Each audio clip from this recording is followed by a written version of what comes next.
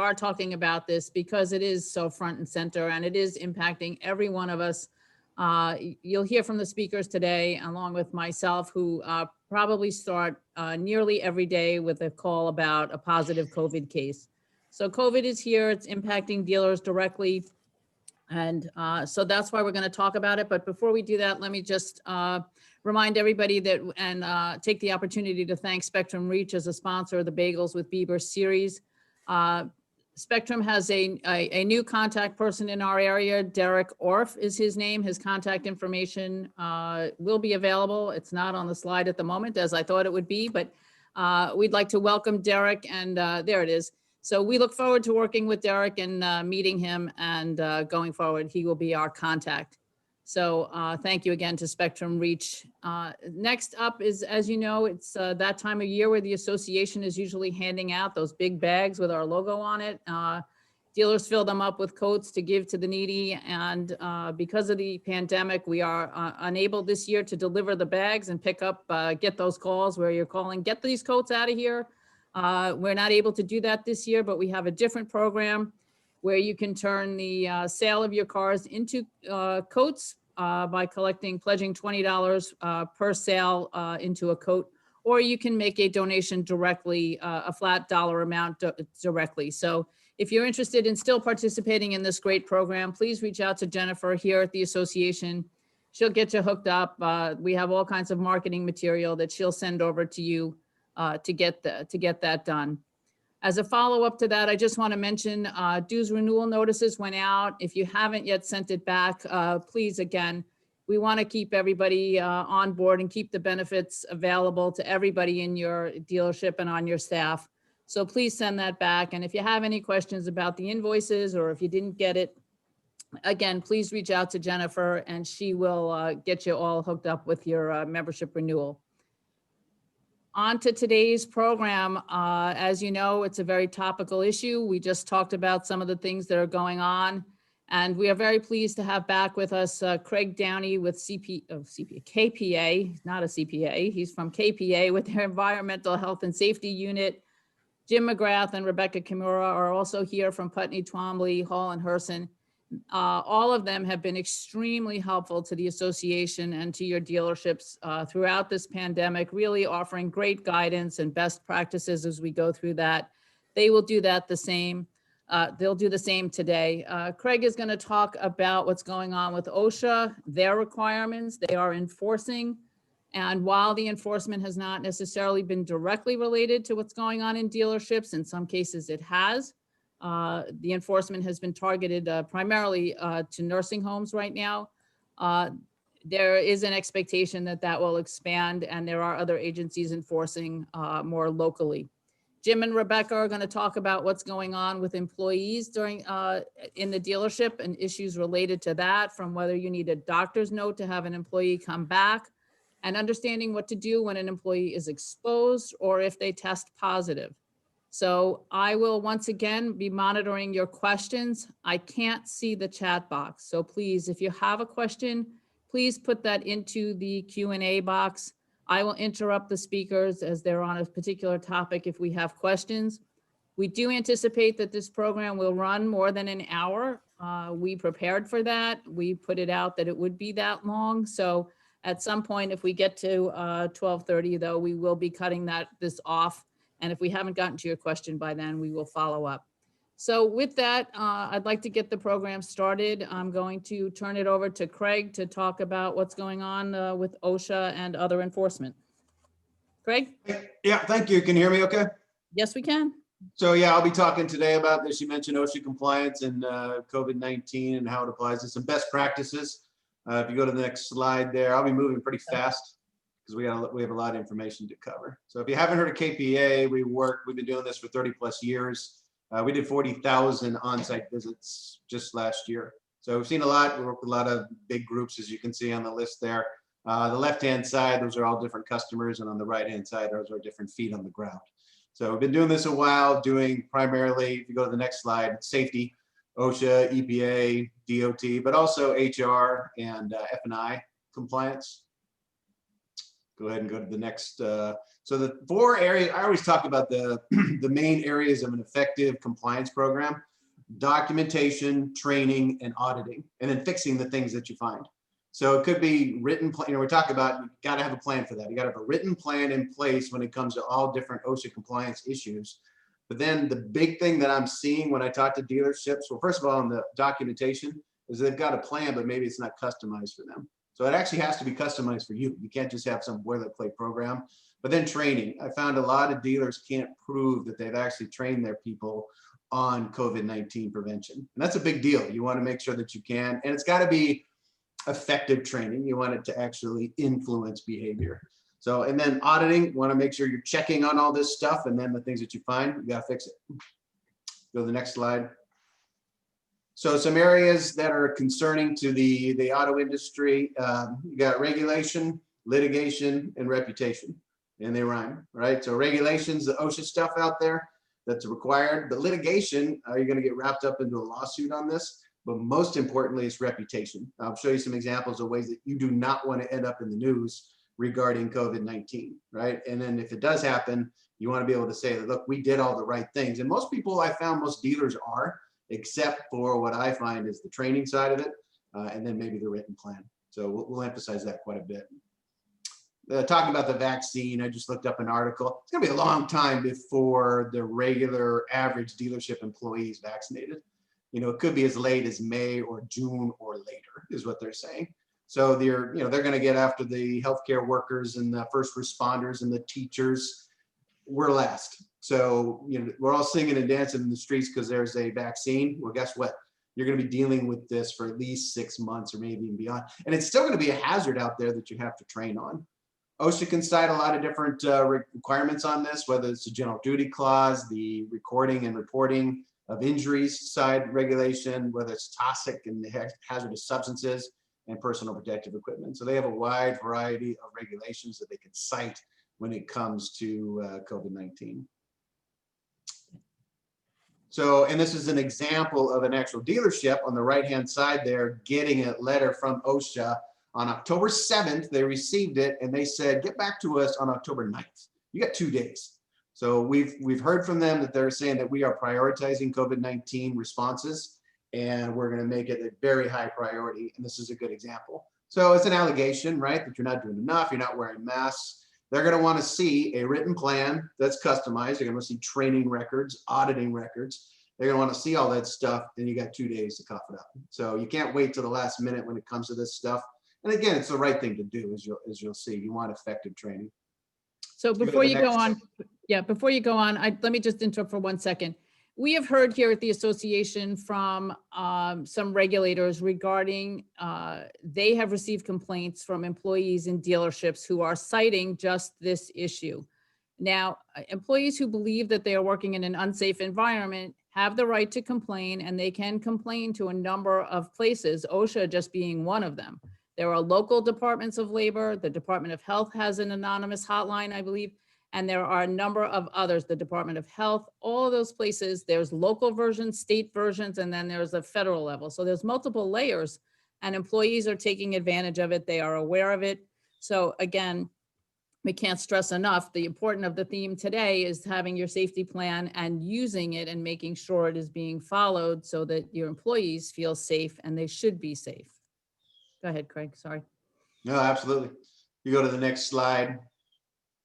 This is an example of OSHA citation. It's not at a dealership, but it's a good example. This company gave out and required their people to wear N95 masks. Then they didn't do the training on it. So an N95 mask, we've all heard of those, are considered a respirator by OSHA. And so if you're requiring your people to wear those, you've got to do training and what they call fit testing to make sure it fits properly. So don't do that. Don't require them to wear an N95 respirator. If somebody is wearing one of those voluntarily, there's a one-page form that they should sign saying, hey, you're not required to wear this respirator, you're doing it voluntarily. So it's just an example to be aware of. This was a $40,000 citation. This is from Fisher and Phillips. You've got their litigation tracker. You can see New York is not quite as red, but it's still pretty red. And it just shows, over 1,000 different cases out there. And then on the right-hand side, you can see that New York, there's 76 different active cases. You go down to the next slide. So it is happening out there. The automotive industry on the left-hand side there, over 50 of them. So it's not just nursing homes. It's actually, some in the auto industry. And then the right-hand bar column there is interesting of the number of the average size of the business. This isn't just the big businesses. If you look, the big ones have less litigation. It's the 1 to 100 employee range or 1 to 500 employee range where we're seeing the most litigation. You go to the next slide, and regarding reputation, this is not, again, how you want to end up in the news, right? Cluster New York dealerships closed for several days as they're investigating a COVID-19 outbreak. But they were closed from October 10th to the 20th. So definitely not how you want to end up in the news. The next one is another one out of automotive news, where you're in Michigan, and they mention them by name. 2 dealerships in Michigan. One had 13 cases. And it's, basically at the bottom there, it's not clear whether any customers were exposed, but the health department actually issued a statement saying if you've been to these dealerships, you should be monitoring yourself. And there's a copy of that on the next slide of them actually naming them, saying, hey, 13 cases here. If you've been at the dealership from XYZ dates, monitor yourself for COVID-19. So definitely not how you want to end up in the news when it comes to reputation. So again, training and written plans. Those are the big things I see that are lacking there. So I wanted to go into some detail of exactly how should I train my people on this. And in the wise words of Lieutenant Caffey on the next slide there, and A Few Good Men, if you're old enough to remember that, she says, what did you believe that they were wrong? He said, no, it doesn't matter what I believe. It only matters what I can prove. And so that's the same thing for a dealership. OSHA doesn't care what you think, feel, or believe. They only care about what you can prove. Can you prove that you trained all your people on COVID-19 prevention? And was it effective training? Was it actually, oh, they signed a policy? Well, guess what? That's not effective training. And you want it to be effective training because you want training to influence behavior. So some examples, this is taken from, I don't care who you get your training from, this is slides from ours, but some things that should be in there. First one's the characteristics, right? And, I talked to a dealer the other day and he was like, this training is very basic. I've been reading about this stuff for a while. It's like, yeah, of course you have. You know that if you lose your sense of taste and smell, chances are you've got COVID-19. But maybe there's a few people at your dealership that haven't heard that. So training's always like that. Sexual harassment, you can't tell racist jokes or sexist jokes. Well, guess what? You got to still train on it, even though that's obvious. So, the training is obvious, but it's interactive. You've got to talk about these characteristics of, hey, these are some things to watch for, monitor. You go to the next slide. You also should discuss in here about monitoring your health, right? Look for those symptoms, and for God's sakes, don't come to work if you're experiencing any of these symptoms. A lot of people don't know about the incubation period, the 5 days. Yeah, it's definitely, you should be covering that in detail. If you go to the next slide, you also should be talking about precautions like those frequently touched surfaces on the left-hand side, avoiding the spread of germs, hand washing, social distancing, cough and sneeze etiquette, illness precautions. All those are pretty obvious. Usually, most people have heard about it, but again, you've got to be able to prove that you trained your people on this. You should be you can't group up in a group to do the training, so it's got to be web-based. But again, it should be interactive. Our training, you can't just click one button and get your way through it. You answer questions throughout the training, clicking here, answering questions, and that way you can prove that, hey, this was interactive training that they didn't sleep through. You go to the next slide. Also masks, right? You got to talk about personal protective equipment, whether it's gloves or these face masks, and reusing them as well. But maybe even some training that they actually do work. So this is an example at the top there, the aircraft carrier.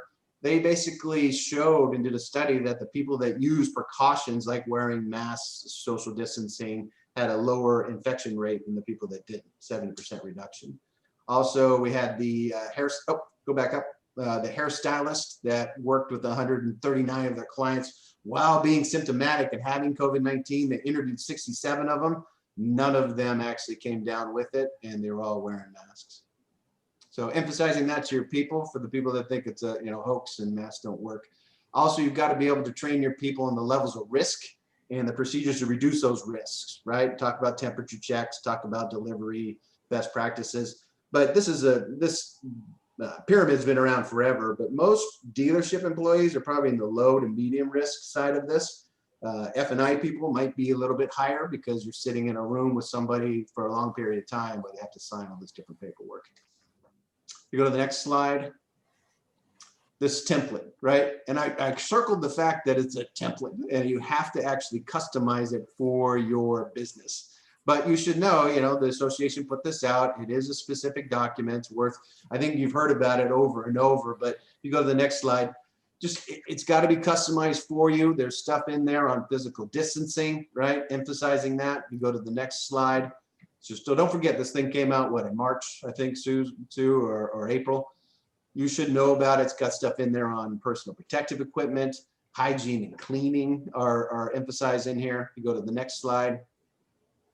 It's got in there more hygiene and cleaning, and also communication. It is in the written plan, the requirements that you train your people on COVID-19 prevention. And if you did it back in March, good for you. You should do it again, because the virus has changed, the precautions, the symptoms, so much has changed, and we know so much more about it then. You want to make sure that you can redo that training. And even, we send out monthly reminders on different COVID-19 topics. It's a good idea to review that with your people on a monthly basis. So There's Craig, information. before you go on, let me just mention that the association, when the pandemic began, we created a separate website, which is, there was a slide early on, I think I passed over it, but it's gnyada-covid19.com. All of the documents, including the template, are on that, are on our website, along with this guidance. The screens that Craig just went through are a summary of the detailed guidance. So this is it's sort of a snapshot of the requirements. There's greater detail in the longer document, which is also on our website. And that is what you should review and should be going over. Jim and Rebecca will talk briefly about those requirements as well. But it does, as Craig said, it does include a training requirement. It is important, and that's what we're talking about today. But this is a summary. It's a good summary. Everybody should read through it. This came out first in May, and then it was revised in June and July. The final one that we're all working from is dated July 1st. So if you're not working from that one and you need a reference, please make sure that you are working with the July 1st, 2020 guidance. And Sue, let me just jump in for 1 second, because this is, the heart, this is the starting point, as Greg has been saying, is getting your plan, and it has to be specific to your dealership, but this is a really good template to work with. But Greg, you were just mentioning the fact that as we do here at GNYDA, your group, KPA, also sends out ongoing or monthly tips and updated information, and you were starting to say you should share that with your employees. So this is the ongoing effort that you're training people and keeping your staff up to date. So if something did happen where there is litigation involved, you want to be able to say, we get these bulletins from GNYDA or from whatever group, or KPA if you're working with them, and sharing that with our employees on a regular basis. So I thought that was an interesting point that you made, Greg. Yeah, and if you're using software, you can even capture electronic signatures of the fact that your employees reviewed this monthly topic. I totally recommend that. Or just, hand them out, have them sign it old school, for sure. So you want to be able, again, you want to be able to prove that. But yeah, it'd be pretty tough for a litigation type person or OSHA to say, oh, they weren't doing enough. Well, written plan, here's our training. We do it monthly. We redid it after 6 months because we know things have changed. And that's, the OSHA 101 stuff for sure. And then just talking about OSHA compliance, if you go down to the next slide, just a reminder here that if you are a dealer or a group and you've got more than one location, obviously if you're a group, the citations can become repeat citations, and a repeat violations 10 times as high as a standard citation. So you got $13,000 for your one citation. If it's a repeat issue, meaning they found the same issue at ABC Motors as XYZ Motors, even though they're 100 or 1,000 miles apart, that's a repeat violation. So if you have more than one store, your liability is increased when it comes to this stuff, because they consider you those would be repeat, even though they're different facilities, thousands of miles or hundreds of miles away. You go down to the next slide, it's more of that as far as the average citations, 13,000, but the repeat is where it really gets hairy for sure. You go down to the next slide. What do you do if you do have an inspection? A lot of people ask that. I was talking to Susan about it. So don't panic, but you want to get a manager. You want to train your people the fact that go get the boss, because you want to make sure the manager's involved here. But you can request that opening conference. If you pay somebody, call them, right? Let's call the people we pay. We have a consultant that helps us with that.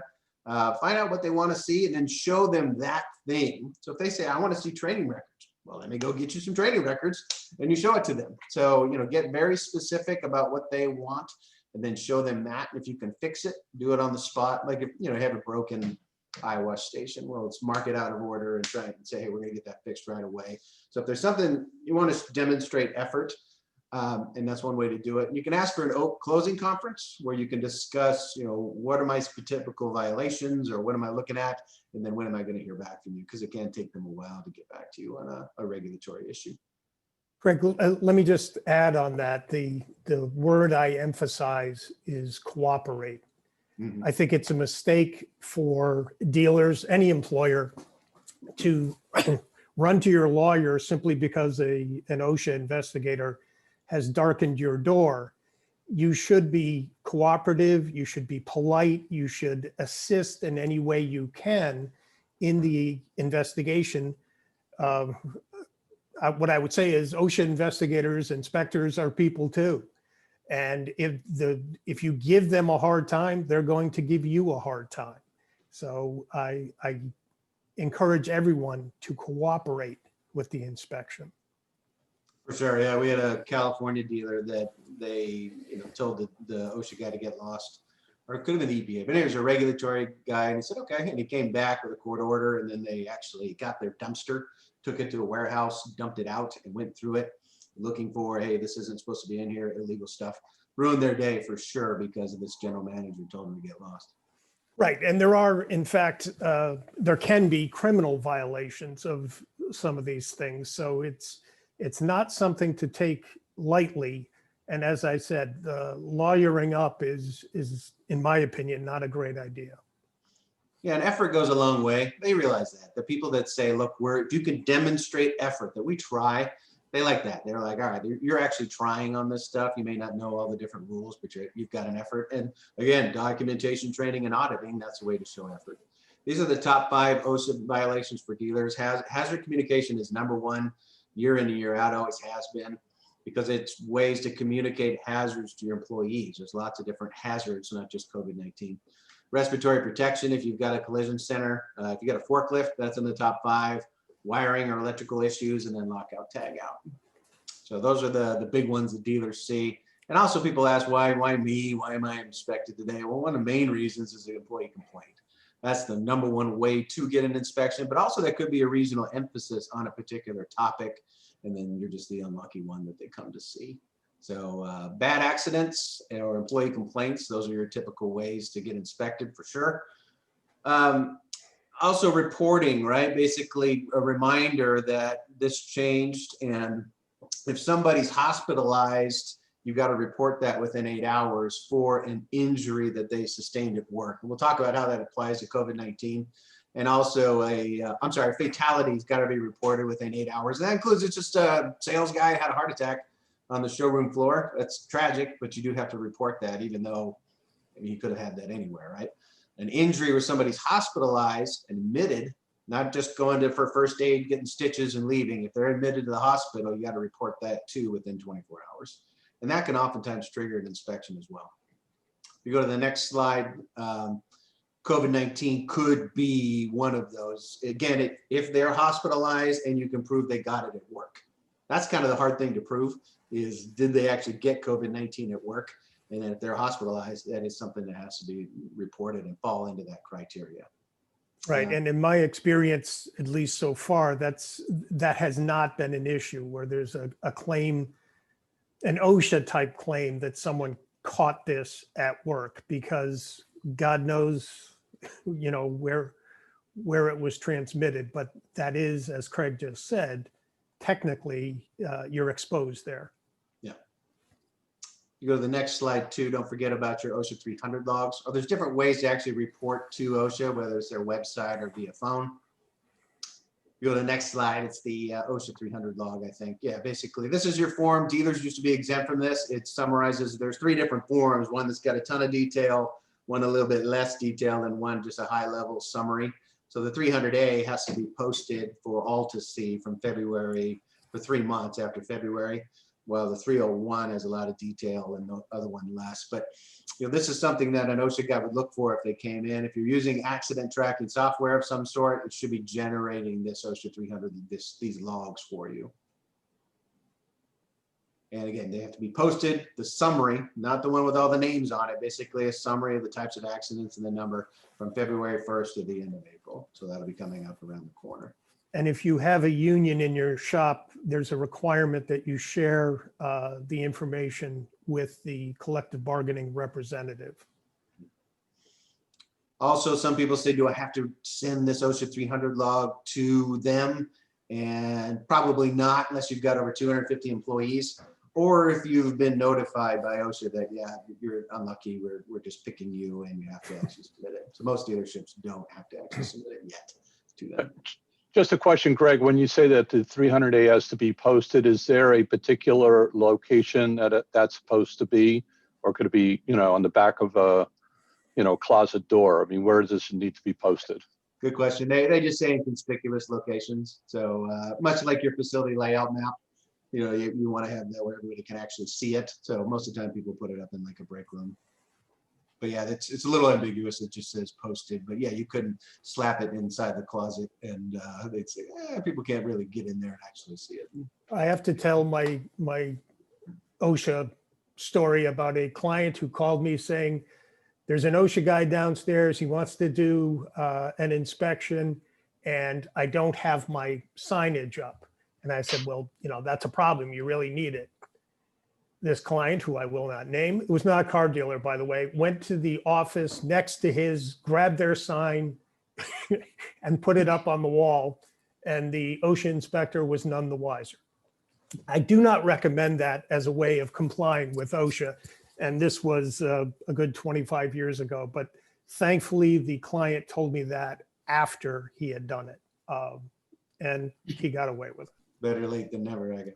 I guess, yes. And he did return the sign to the other employer. So training your people again on is HAZCOM stuff. And again, who needs to be trained? New employees. So it should be part of your new employee orientation and then annually thereafter. So that's super important that the FNG, the new guy, always gets hurt more often than anybody else. So it's really, really important that you think about and know what your new employee orientation is. And day one, that employee needs this training. And also, if you've got safety data sheets, most of us have heard of those.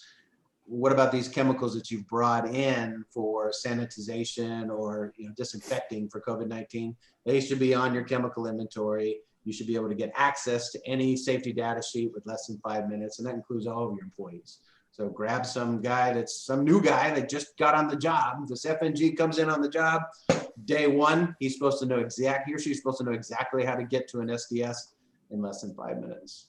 So again, there's the binder in the corner. It's got to be, how do I get to this cleaning chemical stuff sheet? And that way I know what to do or long-term or short-term health effects. And you also have to train when you bring in a new chemical or hazardous product, the employees, you would want to share that SDS information as well. Yeah, and then we have found that too. Yeah, a lot of new chemicals have come in because of the disinfecting side of things with COVID-19. So, yeah, right. So that is something that while the safety plan requires you to track and monitor the cleaning and disinfection throughout the day in your dealership, the frequency and the products and when and where and what you're cleaning, making sure this should be added to that checklist. Do you have the SDS? Do you know where it is? And have you trained employees on that?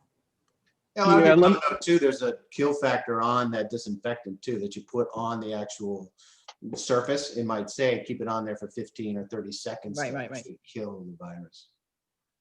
Yeah, and the only point that I wanted to make on this, to just put an emphasis on, is when our field people go out to visit dealerships, when we're, during normal times, one of the first things that our field people do just to help out dealers is say, where is your book? with all the data sheets on it. And I will say that is one of the areas that is the biggest problem. They don't know where these sheets are, and it's supposed to be accessible again to the employees on it. So it's a easy cure, but something that needs to be taken very seriously. And make sure it's not still in the blister pack. We had a dealer who said, yeah, here it is. It had never been opened. So Covered in that didn't go over very well. Right. Yeah, if you go down the next slide, there's a 5-minute rule that basically says if you've got a chemical, you should be able to get to that chemical sheet in less than 5 minutes. And by you, it's the actual employee. And they've changed as well. So if you've got some old book that's got MSDSs, material safety data sheets, well, they changed them. They said they became safety data sheets. And actually, if you go up one slide back, the new look and feel of them has these pictograms on it, and they're actually in the same order, which is good for the employee because section 2, it'd be really nice if section 2 was the same. If you want to know long-term health effects, that should be in the same spot in every one of these, and it is now. That used to not be the case.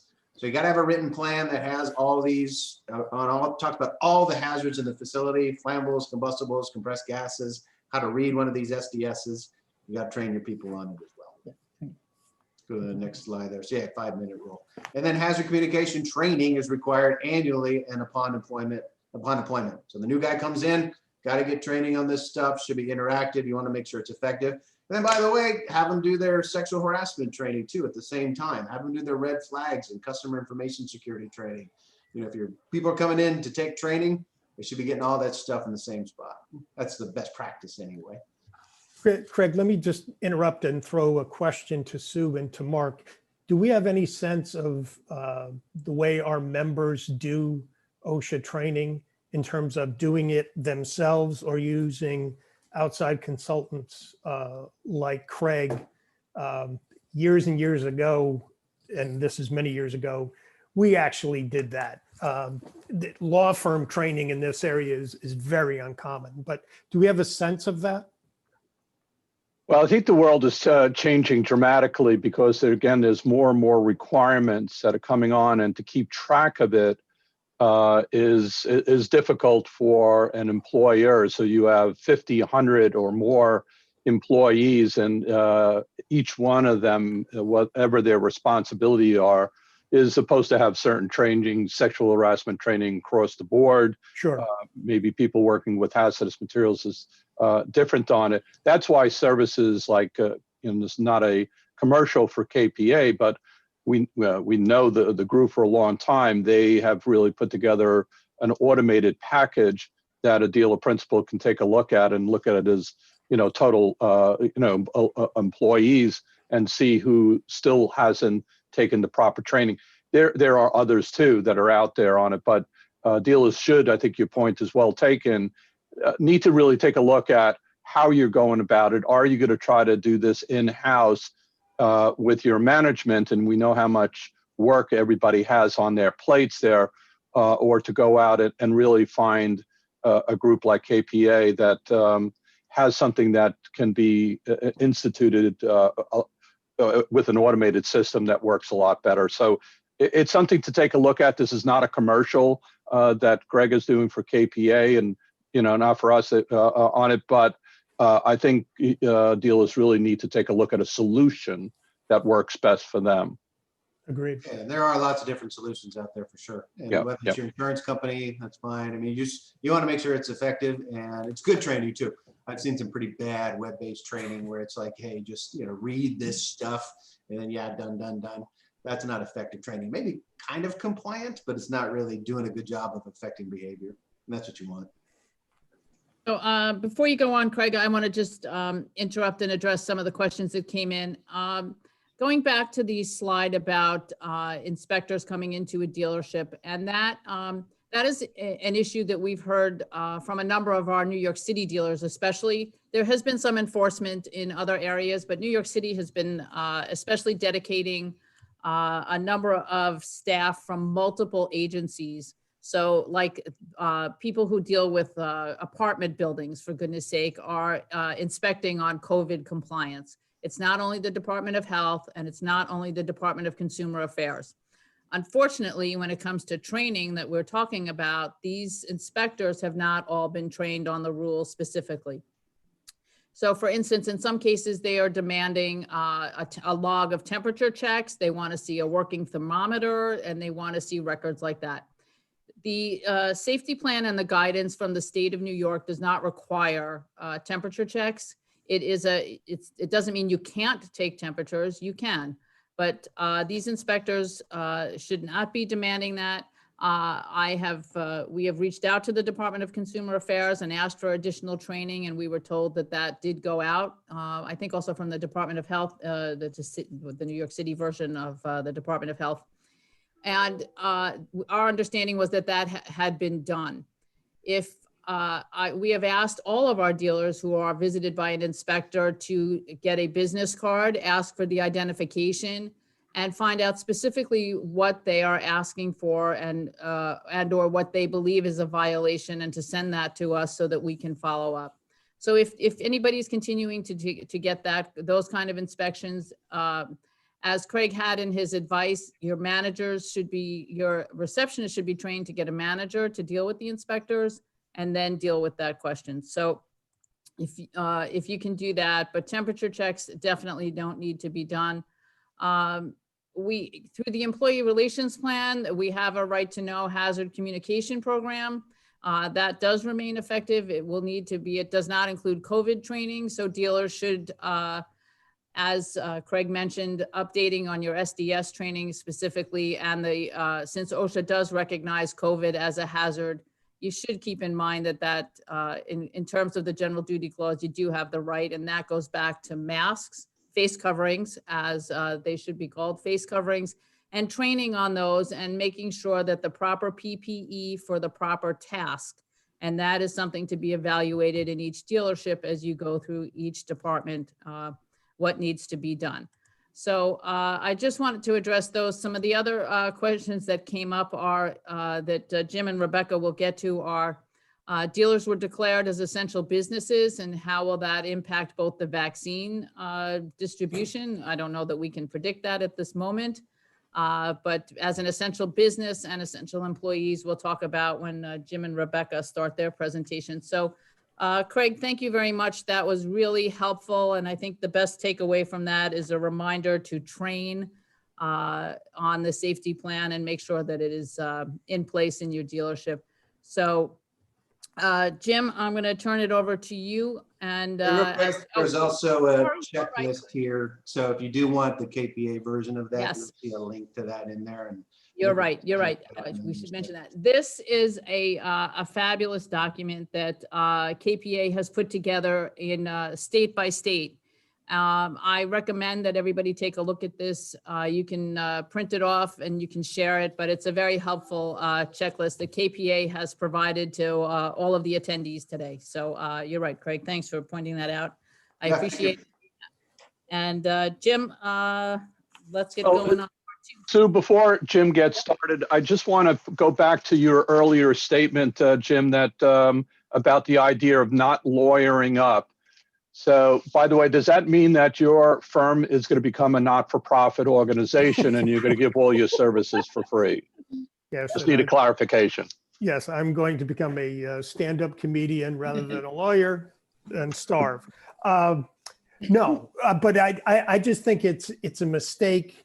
And it's always been a mistake. And I think it's even more of a mistake in these times to be overly formalistic and defensive.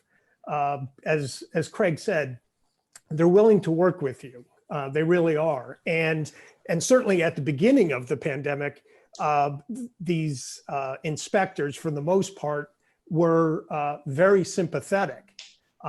They're probably less sympathetic now because you should have this experience of now 9 months of dealing with this, and you know it's kind of hard to claim ignorance. But I do want to thank Craig, and this is the most important thing that that exists out there.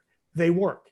I have a good friend who is a dentist, and he said what this teaches us is that face coverings work. If they didn't work, we wouldn't be having this call, and we'd all have COVID. And if you look back at the old 1918 photographs, including those of, here in Midtown Manhattan, everyone is wearing a face mask. And it worked then, and it works now. And it's not sophisticated, it's not high tech, it's not an N95. And by the way, you don't have to train someone on a face covering. You do have to train someone if you're requiring something beyond that. And Sue used the right terminology. These are face coverings, N95s are masks, and the clear plastic thing is a face shield. Let me jump into this, and we'll get going on the daily screening. If we can go to the next, there we go.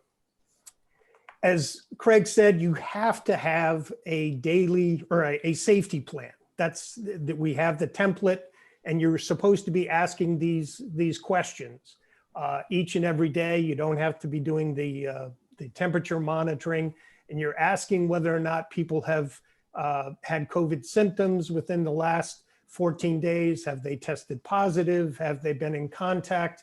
And then the travel question is one that I think we added because we thought it was a damn good idea.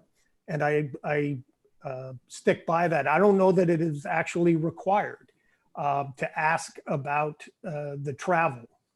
It was not in the original template. And Sue asked, and we have a little asterisk there, about having the employee certify that the responses are true and accurate. I think that's helpful. I think it's worthwhile. It's not a deposition. It's not a sworn document. It's not an affidavit, but it does two things. It reflects that this is important, and you can later on say to the employee, what gives? You said you didn't travel, yet we know you went to the Dominican Republic. And I'm going to throw out an example I learned of yesterday, where an employee shows up at work on a Monday morning, and literally all of his coworkers looked at him like he had two heads and said, "What are you doing here?" And he said, "What are you talking about?" And they said, "We all know you were in the Dominican Republic on Saturday, and here's a picture from your Facebook page of you in a bar Saturday night, and this is Monday morning." So they went to the dealer principal. The dealer principal confronts the guy, and that employee was fired. So employees, and I'm finding this out more and more, employees are lying about their whereabouts. Another quick story, an employee who every year this time goes to Mexico, and he does not go to Mexico, he says. He says he spends the week in upstate New York, and this is last week. But he comes back with a tan. Now, I've been to upstate New York, and I've been to upstate New York in late November. You're not getting a tan in upstate New York in late November. So now that is still being investigated, but the dealer asked me, can I confront him? And the answer is yes. And in fact, I would say you should confront that person because all of the employees, the coworkers are saying, where has he been?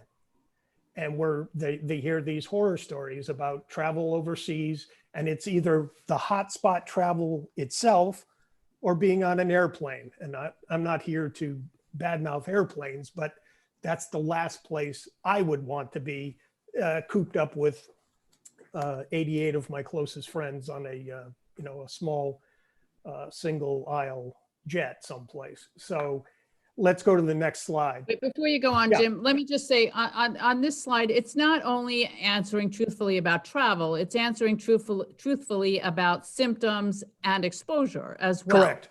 So That's correct. The true and accurate applies to all of the required questions in addition to the supplemental one we added. So I just point that out, that there's opportunity to lie in other ways. We actually had a situation like that here where one of our employees truthfully said, look, I kind of have a cough, and in an abundance of caution, we sent that person home. She was fine. She got a test and she was fine. and it was just a cough. But you're right. And thankfully she was honest and we did the right thing. Go ahead, Mark. Jim, yeah, I just wanted to, the point is that it's important to get the right information. And I think your point about the idea that employees are not always going to tell the truth on it. But you're not suggesting that you need to do an investigation, that you need to check everybody's Facebook on it. But you do need that in case this gets taken to other employees filing with OSHA or other things, that you have done the basics that you need to do. You're not looking to that the employer needs to be investigating each situation. Correct. There's a law school term called inquiry notice, meaning you're on notice that something should be investigated. And when coworkers say, this guy was in the Dominican Republic, we know it, you're going to investigate that. And when someone comes in, and I'm embellishing of the story, with a glowing tan, having come back from Nome, Alaska, you're going to investigate. But in general, you don't have to put everyone coming back to work through the 3rd degree. That's correct. Great. Okay. Why don't we, here we go. The list of symptoms has expanded greatly. I happened to go to my own physician about a month ago. They had a list, it must have been 25. And I went through it, and I knew if I said yes to any one of those, I probably wasn't going to see my doctor. But there were so many in there, and they are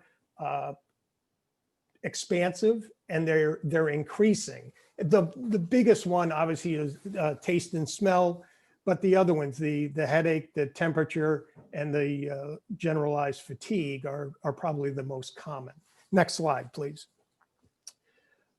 If you do this type of screening, meaning you can't single people out, say everyone fills out the questionnaire, but if you're over 60, we're going to zap those folks with the laser thermometer. You can't discriminate against a particular group of people. You have to do this in a non-discriminatory fashion. If you're keeping temperature logs, that's a medical record, and it can't be kept in a personnel file. And an aside here, that is one of the most common misconceptions, I guess, out there, that I get a personnel file when we get a run-of-the-mill case, and I see all kinds of health records inside the personnel file. That rarely results in litigation itself, but that's wrong. It should be in a separate medical file for that person, okay? Same thing with these temperature checks. Next. Before you go on, Jim, let's just talk about the requirement to keep the employees' daily screening records. That is not, in and of itself, is not a medical record, okay? I believe at one time the guidance was to hold on to them for 14 days. I believe that it went up to 21. Rebecca, has that changed?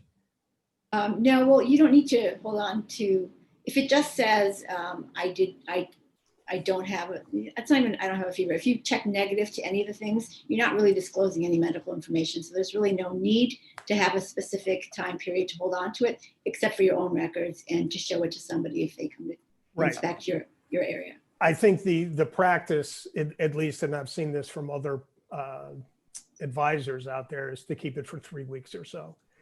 You don't want to keep it forever for the simple reason that you're going to be, buried in paper here. We fill these things out every morning, and this stack is growing, but we get rid of them. The requirement under the guidance is that somebody review those every day, and that's the document that you do have to keep. And that's correct. What you have to produce to the state. So somebody has to look at the screenings to make sure that nobody came in who was exposed or answered positively to any of the questions on the questionnaire. So there is a designated person who is required to keep track of all of those papers. But as Jim and Rebecca said, you don't have to keep the individual paper. Right. Yeah, you should have a COVID czar at your workplace. Next slide, please. Okay, and the next slide. Okay, so what is exposure?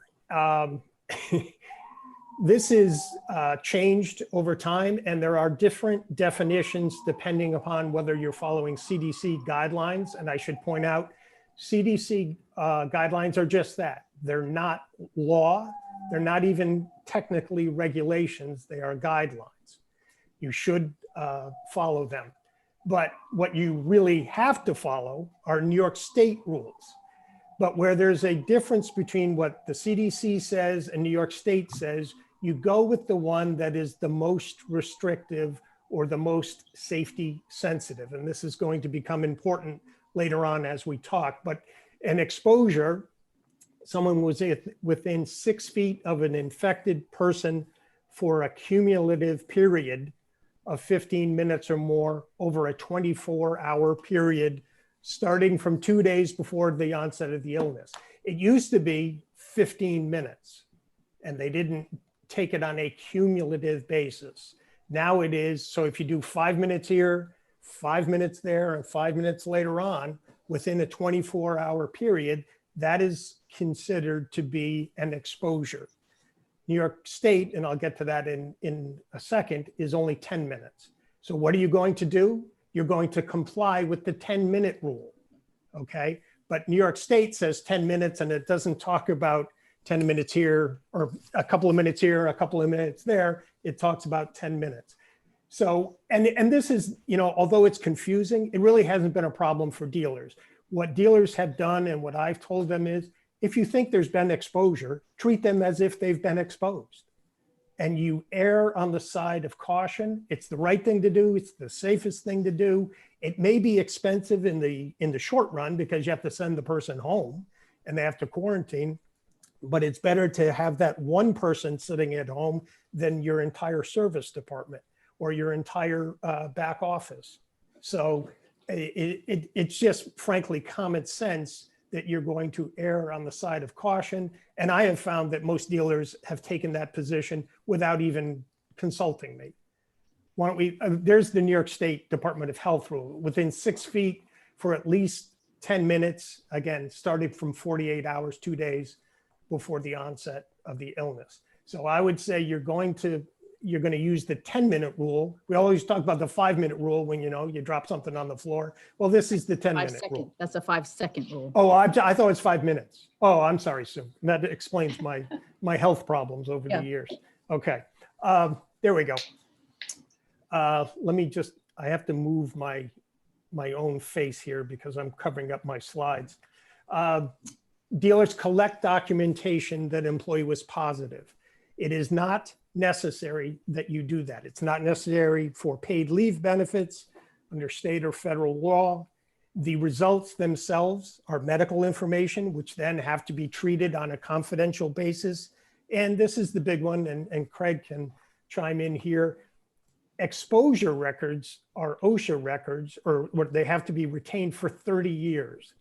Who wants to take on the burden of holding on to something for 30 years? It's like the toxic records, toxic exposure records. So you really don't want that. So we would suggest that you don't want to hold on to these positive test results. You can simply indicate that you know, employee tested positive and off they go. But the result that itself, I suggest you don't want to keep. Okay, employees with COVID.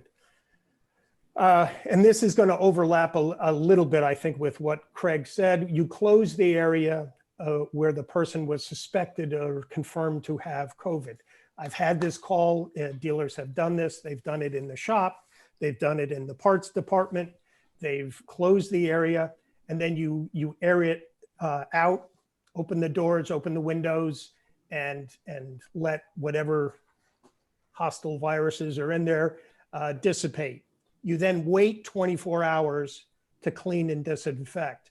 The reason for that is, one, you want to protect the people who are going in there to clean and disinfect.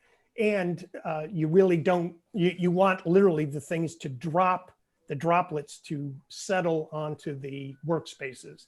You then clean and disinfect all the areas, and then you can reopen.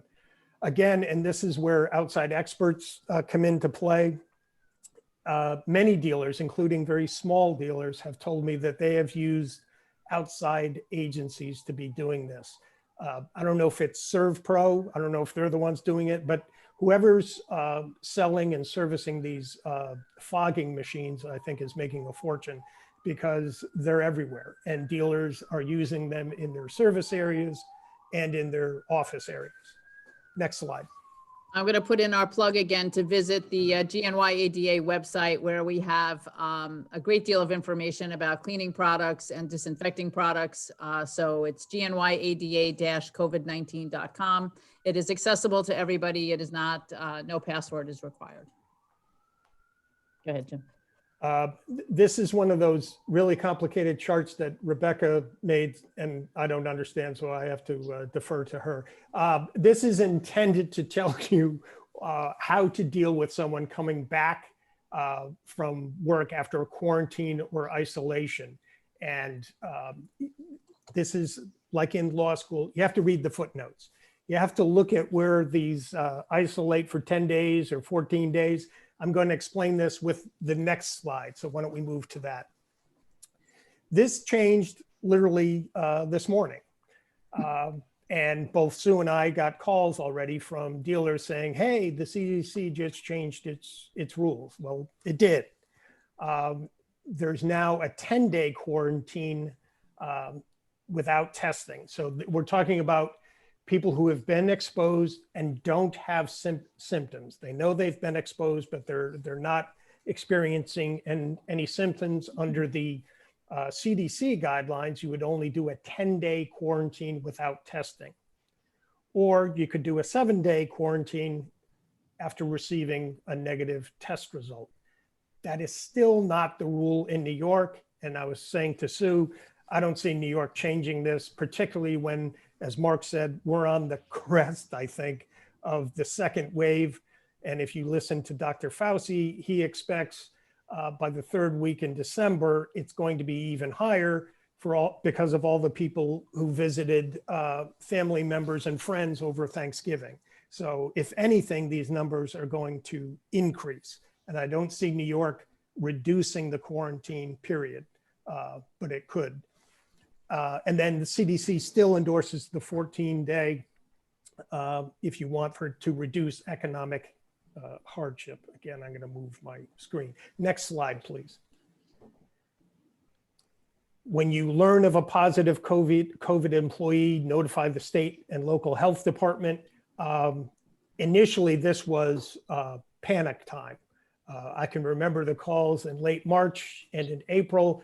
And dealers called me, some almost literally in tears, saying, we had somebody test positive, what do I do? And now I think we've become, unfortunately, somewhat jaded by this. We probably have the Department of Health on speed dial, and we call and you notify state and local health. You should still be doing that, okay? Next slide.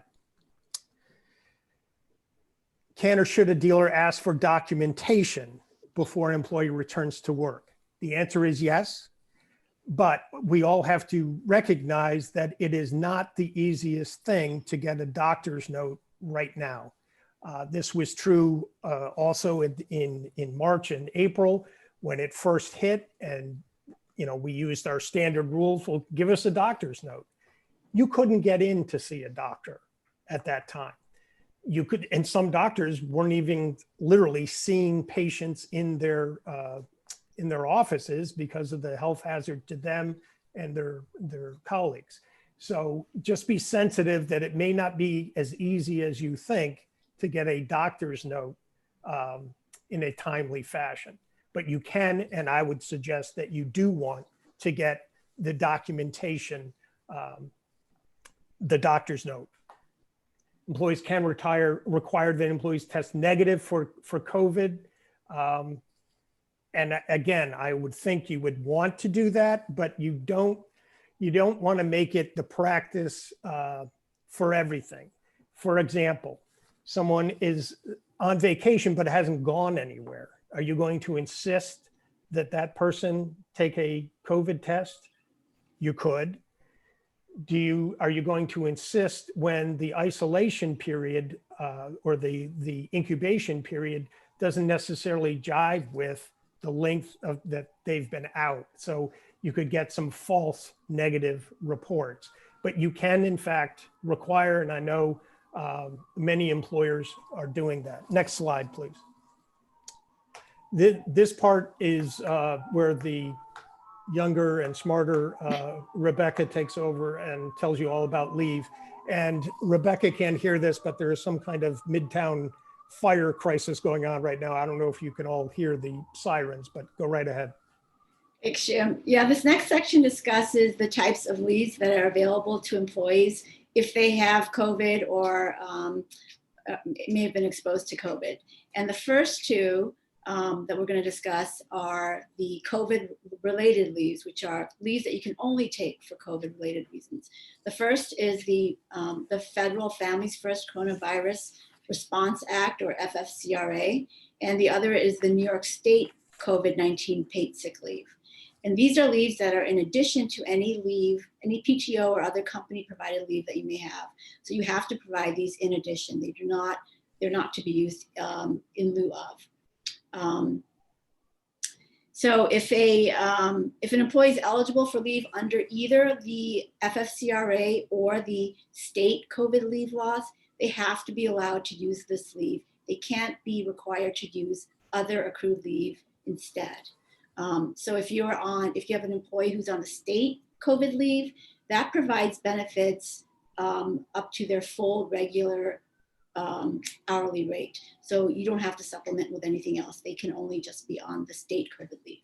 If you have an employee who's on the federal leave, that provides a benefit with a maximum of $511 a day if it's for their own condition, or $200 a day if it's to care for others. So in that situation, you can supplement with other accrued leave if the employee wants to, and then they could receive up to their maximum regular leave. They can't get more than their regular rate. You can't get more than what you normally would get per day.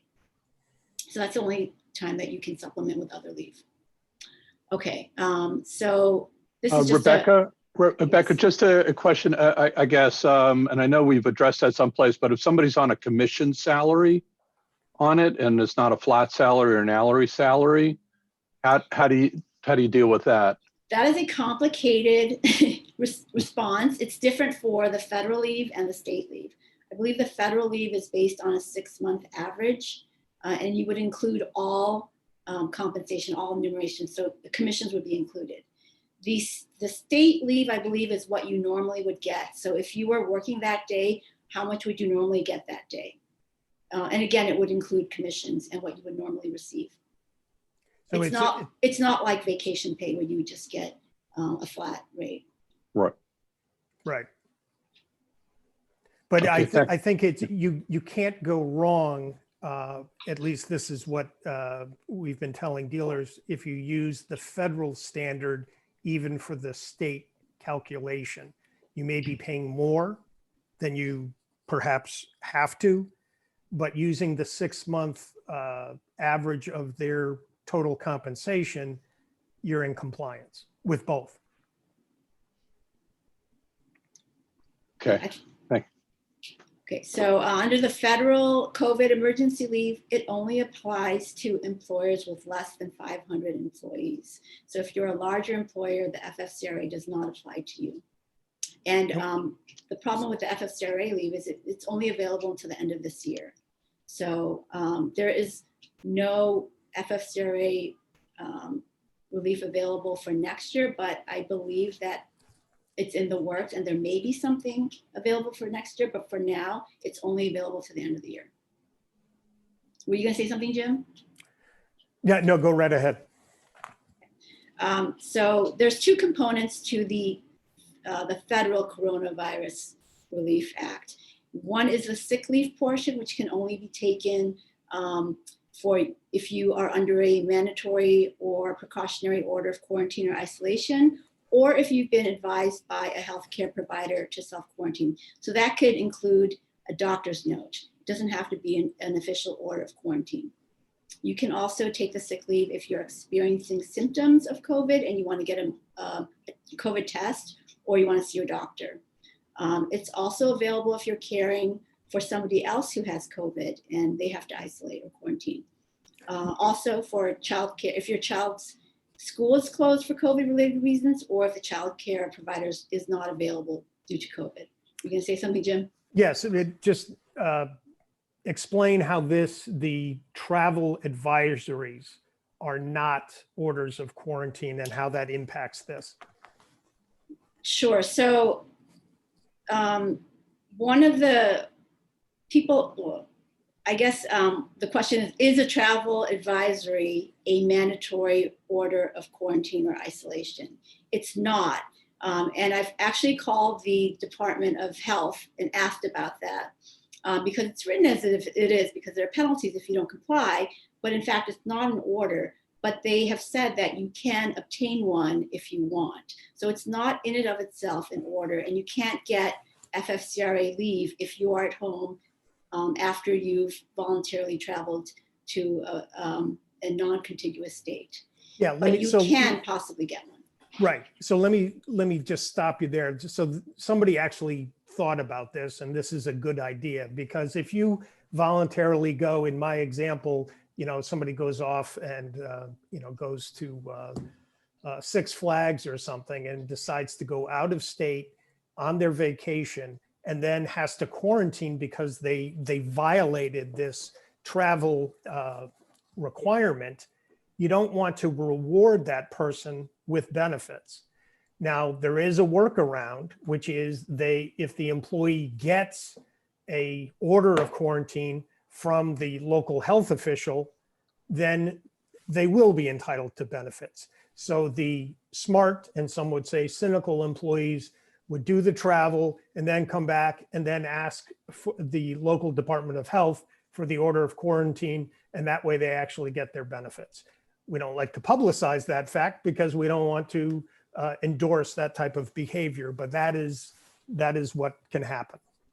Yeah, and also I've never heard of anyone actually doing that, or if the local health department actually does provide an order of quarantine in that situation if it's voluntary travel, but it's a possibility. Right, but the reason it's fraught with problems, the Department of Health at one point was giving these orders out like they were candy. They were simply issuing, all you did was go on, in some counties, go online and they were issued to you. So just beware that there is a way for someone to game the system. And now that I've announced it to 150 people, perhaps others will follow. All right, but before you go on, let's just clarify. Under what circumstances would you need an official documentation from the Department of Health in order to qualify for the leave benefits versus needing a doctor's note? Sometimes the doctor will say you need to isolate if you've been exposed or you're positive. Other times when it's voluntary travel or other cases where you may have been exposed, your child's school is closed or your daycare becomes unavailable, when would you need the official quarantine order versus needing a doctor's note? Right. So usually that comes into play when you've been, when you've tested positive, and then you'd get an official order telling you to quarantine. That's probably the only situation that would where you would use that. That's right. There's one other, and that's when the Department of Health actually declares a hot zone, as they did with New Rochelle. Remember when this all started? And there was actually an order for all of those folks in a particularly small section of New Rochelle that they couldn't go anywhere. That was truly an order of quarantine. Now, we haven't really had those. We have zip code hotspots, but we haven't, to my knowledge, we haven't had much like that since then. But that also would be an order of quarantine. That's right. A shelter in place order would be an order of quarantine, but the governor's order to reduce the amount of people in a business, that is not an order of quarantine. That is just a reduction in the number of people at work. It doesn't mean that you have to stay in your home. Right. Which would be an order of isolation or quarantine. Right, So- and let me just go back, again, someone in Albany thought about this because when Governor Cuomo first said we're going to reduce the size of New York workplaces, and it went, I think, went from 75 to 50, and then it was shut down, that was not an order of quarantine. Had it been, everybody would have been entitled to these benefits. Okay, it was and it wasn't even a shelter in place. It was something different, and that was intentional. Go ahead. I think there was another question about what is the impact on essential businesses. Again, the essential businesses exception only relates to closing down of businesses, not of sheltering in place or of isolating at home. So it doesn't really affect essential businesses. Got it. Okay, next slide. Oh, I'm sorry. I didn't. The second portion of the FSRA is for family leave, and that's if you are taking care of a child whose school is closed or their childcare provider is unavailable. So now this is the New York State COVID paid sick leave. So And before you go on, Rebecca, I'm sorry, there's a question about that. And that is, if the school is shut down because of a positive case of a child, and now the employee can't come to work, would they qualify for that? Yes, that would qualify for both the federal and both the family leave portion and the sick leave portion, because the school is closed down due to COVID. Again, it's different from if you are in a hybrid mode and you can choose to go to school or not. If the school is actually shut down due to COVID, that would qualify as a reason for sick leave or paid leave under the federal leave. Kelsey, we're talking about the prior slide that I just want people to, yes, Okay. we're talking about when Rebecca said it qualifies for both, she's talking about EFMLA and EPSLA. You know, Correct. they have these great acronyms. Both the family leave portion and the sick leave portion of the federal That's right. coronavirus leave. Yeah. So now the next Rebecca, slide. let's just take this just one step farther. I don't want to keep on holding on to this too long, but if the school stays open, but obviously this has been a very contentious issue where some parents just don't feel comfortable, even though the school is open, to send their children in that situation. So they're going to keep them home. What happens there on the benefit? So that is an option, their option not to send their children to school. They would not qualify for leave under the Federal Coronavirus Leave Act. It Got it. has to be a mandatory closure of the school. Understand. Great. Thank you for clarifying. People should recognize, however, that a lot of employers are working with employees in situations like that. There may not be any statutory benefits, but some employers are allowing employees, you know, to use paid Sure. time. Also, Go I ahead, just want to add one thing that I don't think was clear also, is that if you can work from home and you are taking care of your child whose school is closed, you would not be entitled to the federal leave because you're still working. It's only if you can't work because of these situations. Right, a technician can't remotely, fix a transmission, but a biller, for example, may still be able to work remotely via a computer hookup. Okay, so this is the state COVID sick leave, and it also has a sick leave portion and a family leave portion. The sick leave portion can only be taken for the employees if the employee is under a mandatory or precautionary order of quarantine or isolation, not for your child, not to take care of anyone else. Now the paid family leave portion of that, you can take off to care for your sick child or for yourself. It cannot be used because the school is closed. That's the main difference between this and the federal leave. There is no leave entitlement because you're caring for a child whose school is closed, only if they are under an order of quarantine or isolation. Again, under the state law. And if you become sick after you return from voluntary travel, that is a specific exclusion from this leave. You cannot get it, even if you contract COVID after because you've traveled voluntarily. You cannot take this state leave. Okay, so before you go on to the next slide, we have included in the materials some of the things that Rebecca and Jim have talked about in previous webinars. So what Kelsey's just going to skip right over those. And I think what we need to do, Jim, is get quickly to the disciplinary portion, just quickly, and then we can take some Sure. questions. Because we're Sure. getting very close to the end of our time. So if we talk about the discipline issue, the slides will be posted on our website later today. So everybody can review those. And of course, you can contact me with further questions, but we'll get to participant questions momentarily. I just want Jim to go quickly through the disciplinary portion. Okay, I had several questions about this. In fact, we had a job action at a dealership where service employees walked out because they said there was insufficient compliance with the mask requirement, which is somewhat ironic because two of the offenders were also two of the people who walked out had also not been wearing a mask. But in any event, discipline is a real issue. And if people are saying, I feel unsafe, they're protected by so many laws, it's not even funny. You've got OSHA, you've got New York state law. They may be protected by their union contract. And it would be a mistake to simply say, we're safe, get out of here. I know particularly dealers have spent time and money using experts like Craig and these outside cleaning companies and attending webinars like this.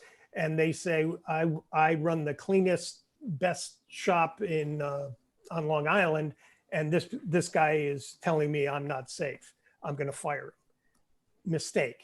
Employees have a right to complain, and you should deal with that. And the way you deal with that is you explain, we have done X, Y, Z in order to make this a safe workplace. What is it that you think we are doing incorrectly? And demonstrate to the employee how you're being compliant and perhaps even going beyond that. But don't use the knee-jerk reaction to simply fire people. Now you can, and I already referred to a couple of these, you can fire people who deliberately refuse to wear a mask. And we've had situations like that. I don't recommend doing that, step one, hey buddy, put your mask back on. But if the person repeatedly does it, it would be no different in one of Craig's examples, who's someone who's not wearing the PPE. For example, we used to have paint rooms, when we had body shops, and you would fire someone for not wearing a respirator. Well, similar here. If someone is deliberately not wearing a mask when they've been told they have to, that person you can terminate their employment. Other safety protocols in terms of social distancing, they constantly walk up and touch or grab somebody. Again, you can discipline them. Violation of travel policies. We fired the guy who went to the Dominican Republic in violation of sick leave policy, if in fact they're lying about various conditions or where they've been, that type of thing. You want clear policies, and you want to be consistent. You don't fire the guy who went to the Dominican Republic, but retain the guy who went to Ireland. You can't pick and choose the violations that you're talking about, unless of course one's a hotspot and one's not. Although in one of these slides we have the picture of the world. Everything's a hotspot unless you're in Greenland or a couple of countries on the west coast of Africa or New Zealand, as far as I can tell. So every place is essentially a hotspot at this point. And as we say at the bottom here, CBAs, if you have union employees, you still need to demonstrate just cause, okay? That's the watchword that you have to use in the employment setting for unionized employees. Let's go to the next slide. You can't retaliate against someone. I jumped the gun. This is really the essence of what we're talking about, and Craig made mention of this. People have the right to complain, and frankly, when this first hit, we all had questions. Nobody knew what we were supposed to be doing. I think we all know, frankly, what we should be doing at this point. As I said, face coverings work. Everywhere we go in my office, which is just, just a simple law office, we wear masks, the face coverings. But you can't retaliate against someone who has complained about inadequate safety measures. And that applies to COVID, and that applies to OSHA, someone who complains about compliance with, fire code compliance, that type of thing. Next page, please. All right, we're on questions. So thank you for speeding through that. And I apologize for that. I know it was a very fast 90 minutes, but if we can just hang in for a couple of minutes, let's see if we can get through some of these questions.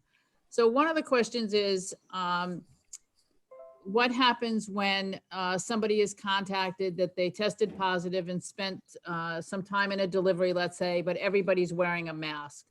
So if someone tests positive, they're wearing a mask, whether it's employee to employee, an employee tested positive, a customer, whatever the case may be, how does wearing masks in that situation, does it change anything?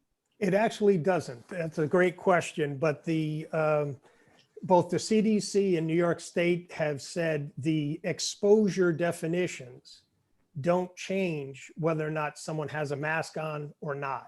Now, I would tell you, though, if I knew someone did not have a mask on, I would even be more inclined to err on the side of caution. But simply, they're 15 minutes of exposure, but they're within 6 feet. If they have a mask on, that's still an exposure. That's still something you have to deal with. Okay, thank you. So if an employee is out on one of the leaves that they qualify for and they go beyond the time period, whether it's the 2 weeks, I think for FFCRA, and what I'm not sure what it is in the state at the moment, what happens beyond that time and they're not well enough to return to work? You're going to, at that point, deal with that person either as having a disability or whether or not you have company provided leave that is still available to the person. The options include putting the person on an unpaid leave of absence.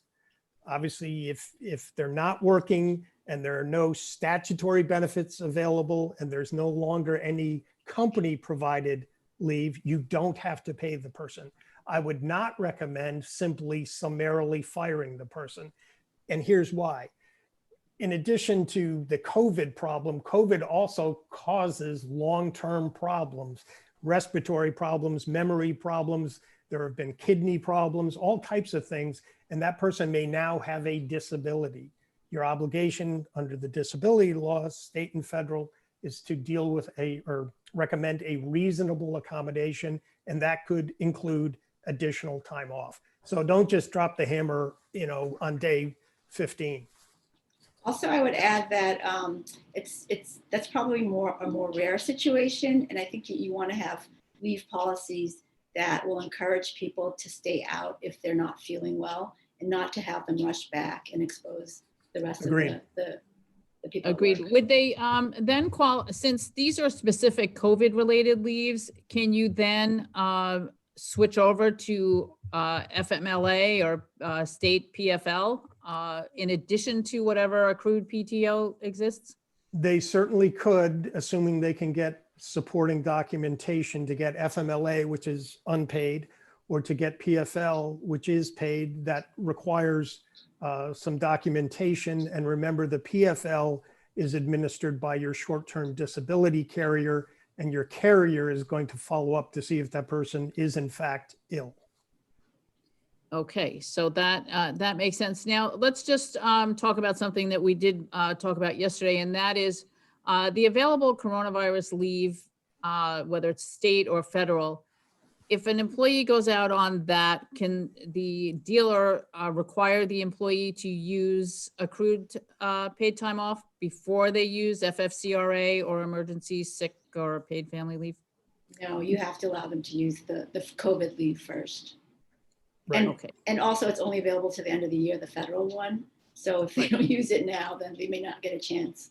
Right. Well- And New York State, when it announced its rules, it said, you have to pay for this. you're not going to be reimbursed, and you can't require exhaustion of existing company-provided leave. There have been some constitutional challenges. I won't get into that, but as of now, that's the law. Also, if you qualify for both the federal and the state COVID leave, you have to provide them with a federal leave.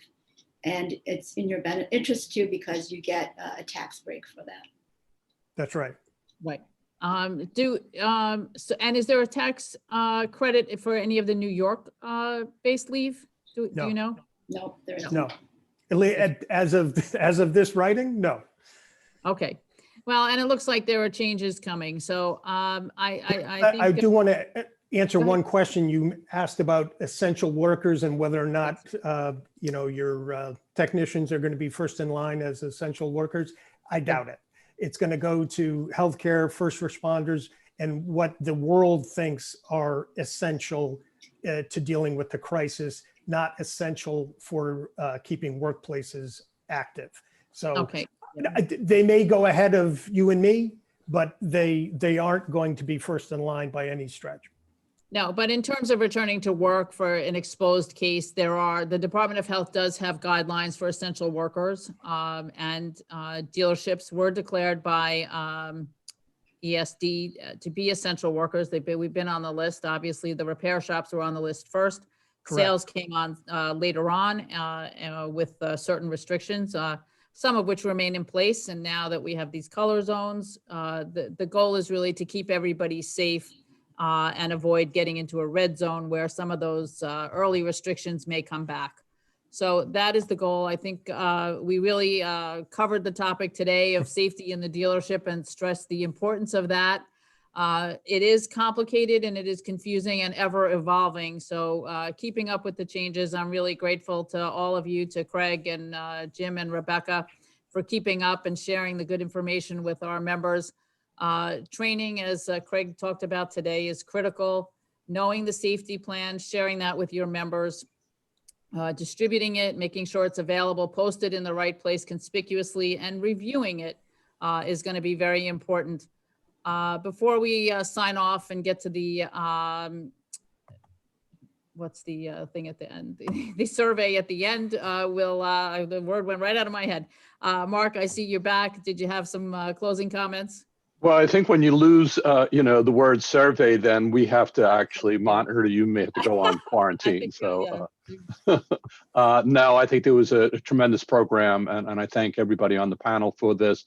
I believe that the program is going to be available for people to review offline if they wanted to see something too. Yes, it'll be posted on the website.